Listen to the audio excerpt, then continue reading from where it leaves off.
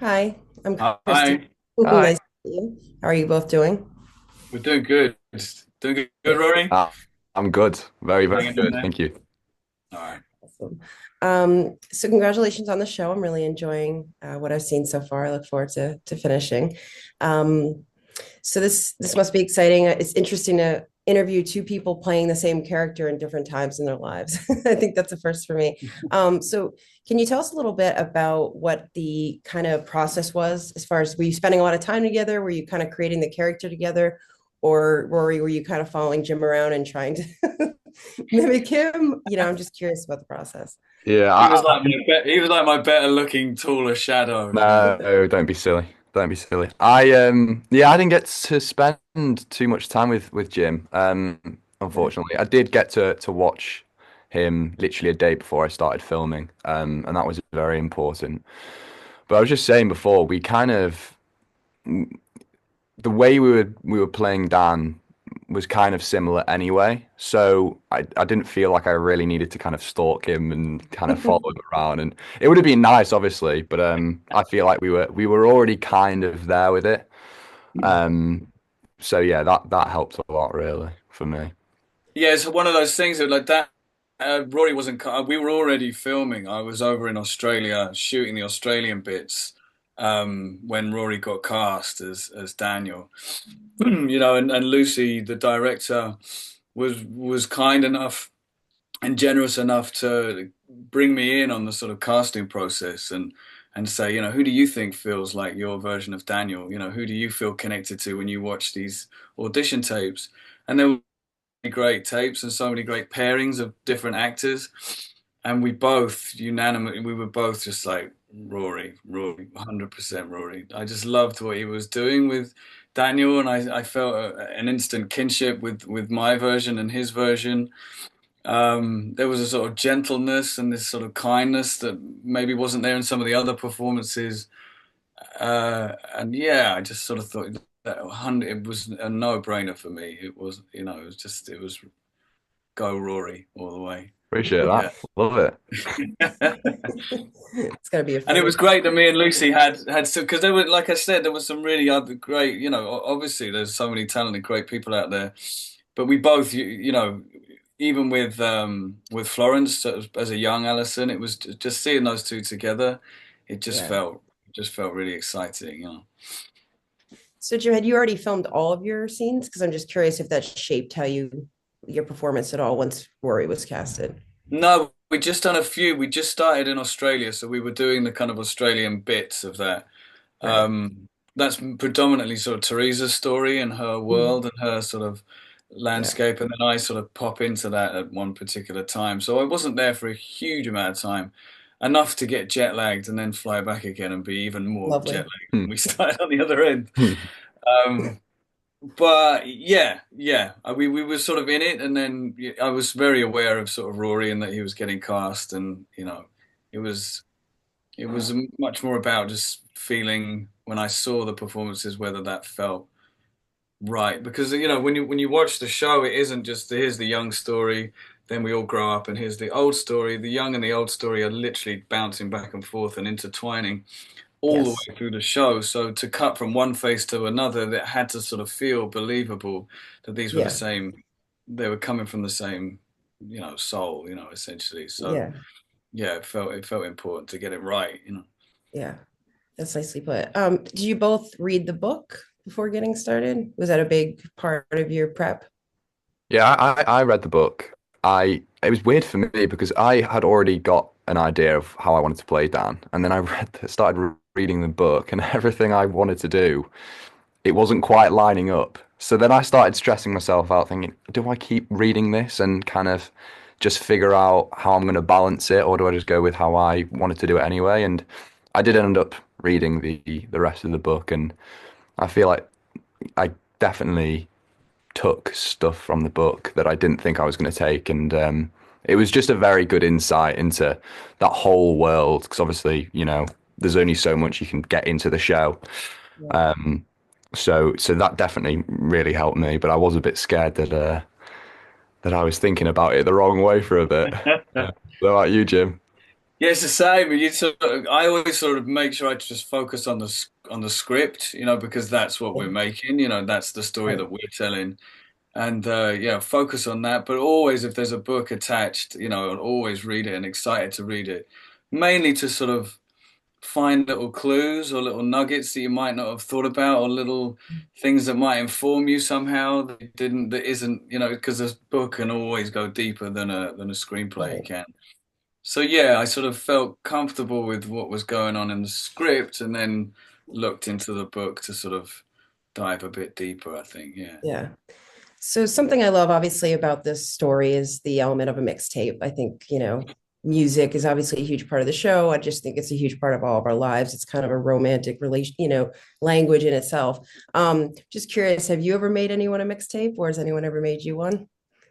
I have, definitely. I'm a bit older than Rory. You're doing Spotify playlists. But yeah, I'm sending it YouTube is links. interesting the difference between a playlist and a mixtape, because essentially they are the same thing. They're a collection of Yeah. songs that mean something to you that you share with somebody else.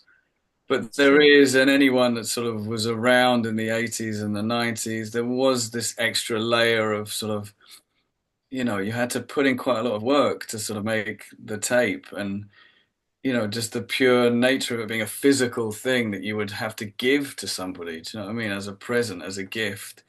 You couldn't just sort of send it over on an email or whatever. It was a real thing. And yeah, I was sort of obsessed in it. I would make loads and loads of mixtapes and draw kind of covers for them and write all the track listings down, and definitely used it as a sort of romantic romantic tool, shall we say, at times. Yeah, so I did definitely. It was a big part of growing up. Yeah. Yeah, the old cassette tape was especially was just so meaningful. So have you ever made a Spotify playlist, Rory? I actually haven't. No, I'm so yeah. I know. I need to think. I think we need to just bring it back. We just need to bring mixtapes back. That is We do. something we need to do because sending someone a link or sending someone a Spotify Yeah. playlist is definitely not the same. I remember filming one of the scenes where I was actually having to kind of put together a mixtape. It was so embarrassing. I couldn't do it to save my life. I was trying to figure out how to go forward, go back, and someone actually had to sit there and talk me through it. I was just like, oh God, I'm so young. I should know how to do this. But we just need to bring them back because that it's a lot to do that, and especially if you're designing covers and all that. That's very romantic. Do people do that though in your age group? Do people send each other I haven't heard any of my friends doing that. really? So you don't share music in that way of like these are the songs that mean something to you. Yeah, but not like, a mixtape. We've just sent Spotify playlists and name it, you know. But you would do that though. You would put a load of songs together and send it to Yeah. somebody that you had a crush on or Yeah. something like that. Yeah, okay, that's Yeah. good. It's not It it's not works, it's not Rory. bad. It Yeah, yeah. works. It does. It does. That's a funny conversation because it really does show the difference in time, and how, things evolve and change. But maybe we can bring it back with the show because I think it really, the sweetness of it does come through. And I think our relationship to music in general can really be, very indicative of like what part of our lives that we're in. And so I'm just wondering, Rory, since were interested, not never made a mixtape before, did you find any new music through this show that really spoke to you? Yeah, I created a playlist with literally like 80 songs and I would make it, yeah, exactly. I would make it a mission to get through as many as I could a day. And I'm awful at names, but I do. It was interesting kind of discovering this whole world that I kind of knew it was there, but I hadn't really dug into it. And I'd like just go about my day. I couldn't go anywhere. It was like Dan, I couldn't go anywhere without my headphones in and making sure I educated myself on some of the tunes back then. And there's just so many that have stayed with me. So it was such an amazing experience. And I feel like when someone asks me now about the kind of edgy or indie 80s stuff, I can be like, yeah, I've done my research. So I Yeah. made Rory a mixtape. I made him a mixtape, Yes. and I sent it to the wrong Rory. There was the music supervisor of the entire show, who's like the oracle of knowledge when it comes to music. I sent it to him. I got the wrong email address, and I put a lot of work into it. I didn't make a front cover and all that, but I did put a lot of work into it. And Can you forward that to me, Jim? I'll try and find it for you, man. I will. But I was so heartbroken that Rory didn't get it, and I didn't know until after we'd finished because I sent it off onto this email and had sent it to the music supervisor, going, "Oh, you should listen to this band. This will be." Explaining to a man who knows probably more about music than I do about, various bands of the 80s and 90s. Right. Yeah. I'm sure he was he thought that was an Yeah, interesting. thanks, Jim. Yeah, appreciate that. Yeah. Yeah, good job, Jim. Yeah. So lastly, I guess, Jim, so obviously you're a musician and you've worked in a lot of film and that intersects music. Was that a big part of what kind of made you interested in this story, or was there anything in particular about the script that caught your eye?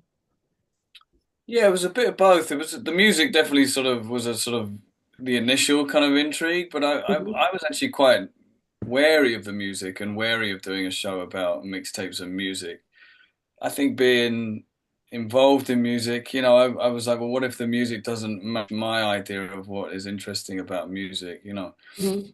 It could actually be quite a detrimental thing if it's not sort of done right. But I was really sort of taken and drawn by actually the relationships, all three relationships. The young Daniel and Alison, and the nostalgia of young love, but for me, because I was playing the older Daniel, I was really kind of connected and interested to investigate the the relationship that he was in when you find him in the show, which is sort of complicated and Mhm. messy and maybe has sort of run its course. But two people that were once sort of in love and once sort of connected now feel quite disconnected.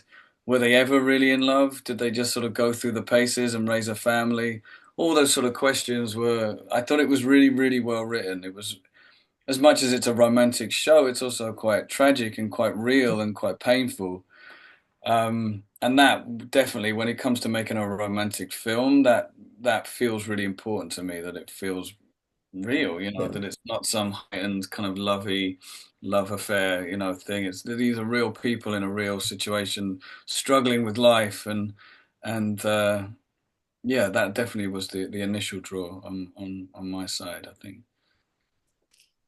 Okay, well, I think I'm out of time. So thank you very much for talking to me. Congrats again, and I hope you guys have a wonderful day Yeah, or you night too. wherever you are. Thank All right, you. thank you. Thanks. Thanks. Bye.